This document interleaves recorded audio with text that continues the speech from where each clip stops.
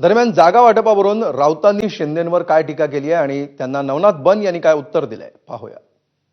भारतीय जनता पक्ष 150+ नारा देईल, एकनाथ शिंदे गट 120चा नारा देईल आणि अजित पवार किमान 100 जागा मुंबईत जिंकतील, असं एकंदरीत त्यांचा आत्मविश्वास दिसतो। आणि मग आम्हाला सगळ्यांना राजकारण संन्यास घेऊन हरिहरी करत केदारनाथला जावं लागेल। जी गुफा आहे मोदींची तिथे आम्हाला जाऊन बसावं लागेल। भारतीय जनता पक्षानं कितीही गर्जना केल्या तरी मुंबईमध्ये ठाकरे बंधूंचाच महापौर होईल, हे लक्षात घ्या। ह्याच्यामध्ये आता दुमत असण्याचं कारण नाही।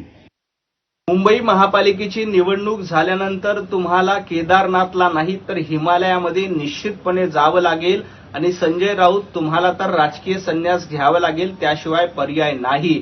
मुंबईकरांनी ठरवलेलं आहे की महायुतीचं सरकार येणार आहे, टेकूची गरज तुम्हाला आहे, म्हणून तुम्ही आता वेगवेगळ्या पक्षाकडे भीक मागून युती करण्यासाठी प्रयत्न करतायत।